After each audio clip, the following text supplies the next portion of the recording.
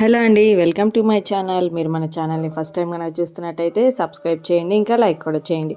ఈరోజు ఈజీ ప్రాసెస్లో దమ్ బిర్యానీ ఎలా తయారు చేసుకోవాలో చూద్దాం. ఫస్ట్ ఇక్కడ మనమైతే ఒక హాఫ్ కేజీ చికెన్ అయితే తీసుకున్నాను. అందులో పసుపు, ఉప్పు, కారం, కొంచెం పెరుగు, అల్లం వెల్లుల్లి పేస్ట్ అయితే వేసుకొని ఒక 1 అవర్ పాటు మ్యారినేట్ అయితే చేసుకోవాలి. చూడండి,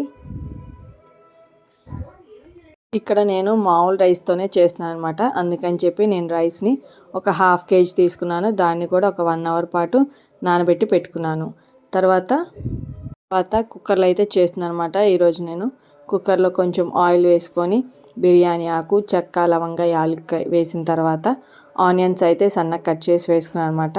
అవి కొంచెం వేగిన తర్వాత టమాటా, పచ్చిమిరపకాయ వేసుకున్నాను.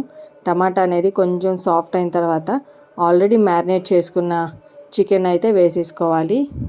అలా వేసుకొని బాగా ఒక 10 మినిట్స్ పాటు కలుపుకుంటూ ఉండాలి. ఇందులోనే కొంచెం పుదీనా అయితే వేసుకున్నాను. అలా వేసుకున్న తర్వాత మళ్ళీ కలుపుకుంటూ ఉండాలి. ఇలా చికెన్లో కొంచెం వాటర్ అయితే వస్తాయన్నమాట. ఆ వాటర్ కూడా కొంచెం ఇనికేంత వరకు ఉంచుకొని ఆయిల్ బయటకు వస్తుంది. అలా ఆయిల్ బయటకు వచ్చేంత వరకు ఉంచుకున్న తర్వాత ఆల్రెడీ నానబెట్టి పెట్టుకున్న రైస్ అయితే వేసుకోవాలి. 1కి 2 గ్లాసులు అయితే వాటర్ వేసుకోవాలన్నమాట.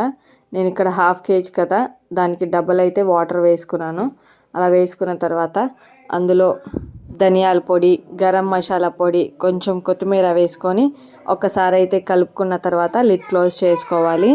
అలా క్లోజ్ చేసుకున్న తర్వాత ఒక 2 to 3 విజిల్స్ అయితే రావాలన్నమాట. ఆ తర్వాత స్టవ్ ఆఫ్ చేసుకుంటే ఇది చూడండి, ఇట్లా అయితే వస్తుందన్నమాట.